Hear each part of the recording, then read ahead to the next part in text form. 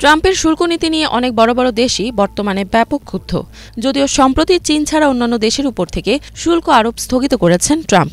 তবে যুক্তরাষ্ট্র থেকে যে কৃষিজ পণ্য সবচেয়ে বেশি রপ্তানি হয় তার সবচেয়ে বড় আমদানিকারকই হচ্ছে চীন। সয়াবিন হচ্ছে যুক্তরাষ্ট্রের সেই প্রধান কৃষিজ রপ্তানি পণ্য। প্রশ্ন উঠছে, এখন এই সয়াবিন কি ট্রাম্প সরকারের একটি দুর্বল দিক হয়ে দাঁড়াতে পারে? চীনকে কৃষিজ রপ্তানি পণ্যটি কি মার্কিন অর্থনীতির উপর চাপ তৈরি করার সুযোগ করে দিচ্ছে? যুক্তরাষ্ট্রের অনেক কৃষক তাদের আয়ের জন্য সয়াবিন চাষের উপর নির্ভরশীল, আর চীন এই পণ্যের প্রধান ক্রেতা। যদি চীন যুক্তরাষ্ট্র থেকে সয়াবিন আমদানি কমিয়ে অন্য দেশ থেকে ক্রয় শুরু করে, তবে মার্কিন কৃষকরা অর্থনৈতিকভাবে ব্যাপক ক্ষতিগ্রস্ত হতে পারে। এদিকে চীনও ট্রাম্পের শুল্ক নীতির বিরুদ্ধে পাল্টা ব্যবস্থা গ্রহণ করতে যাচ্ছে। এই শুল্ক যুদ্ধের কারণে বৈশ্বিক বাজারেও বেশ অস্থিরতা দেখা দিয়েছে। ব্যাপক পতন হয়েছে বৈশ্বিক শেয়ার বাজারে। ট্রাম্পের নতুন শুল্ক নীতি অনুযায়ী ইউরোপীয় ইউনিয়নের সমস্ত পণ্যের উপর 20% শুল্ক আরোপ করা হয়েছিল। তবে পরবর্তীতে ট্রাম্প অন্যান্য দেশের উপর থেকে শুল্ক আরোপ স্থগিত করেন, তবে চীনকে বাদ দিয়ে। এদিকে চীনা পণ্যের উপর শুল্কের হার 104% পৌঁছেছে, যা অত্যন্ত উচ্চ হারের। এদিকে সয়াবিন আমেরিকান কৃষকদের কেবল আয়ের জন্যই নয়, বরং খাদ্য শৃঙ্খল, শিল্প উৎপাদন ও জাতীয় অর্থনীতির জন্য অপরিহার্য।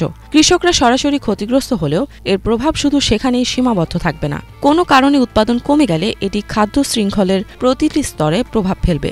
কারণ সয়া ব্যবহৃত হয় পশুখাদ্য, সয়া তেল ও বিভিন্ন শিল্পজাত পণ্যের উৎপাদনে। এছাড়া এটি মোট দেশজ উৎপাদনের প্রায় 0.6% অবদান রাখে।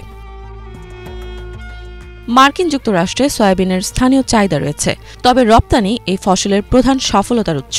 বর্তমানে মার্কিন যুক্তরাষ্ট্র বিশ্বের দ্বিতীয় বড় সয়াবিন রপ্তানিকারক দেশ। এটি প্রায় 80টি দেশে তার উৎপাদনের অর্ধেকের বেশি রপ্তানি করে থাকে। সেক্ষেত্রে তাদের সবচেয়ে বড় রপ্তানির বাজারই হচ্ছে চীনে। চীন একাই প্রায় $15 বিলিয়ন মার্কিন সয়াবিন আমদানি করে। এরপর ইউরোপীয় ইউনিয়নের দেশগুলো, বিশেষ করে জার্মানি, স্পেন ও নেদারল্যান্ডস। এসব দেশ একত্রে প্রায় $2 বিলিয়ন সয়াবিন আমদানি করে। এদিকে আমেরিকার সয়াবিন চাষিরা প্রেসিডেন্ট ট্রাম্পকে অনুরোধও জানিয়েছেন তিনি যেন চীন, ইউরোপীয় ইউনিয়ন ও মেক্সিকো সহ অন্যান্য প্রধান বাজারে আরোপিত শুল্ক তুলে নেন।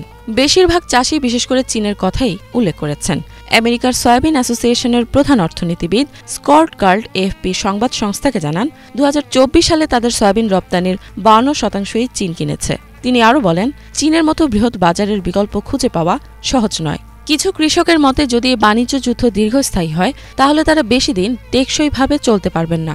ডেভিড ওয়ালটন নামে এক সয়াবিন চাষি চ্যানেল এবিসিকে জানান, যদি বাণিজ্য যুদ্ধ শরৎকাল পর্যন্ত চলে, তাহলে চাষিরা ব্যবসা থেকে ছিটকে পড়তে পারেন। ইফাত জাহান, বাংলাভিশন।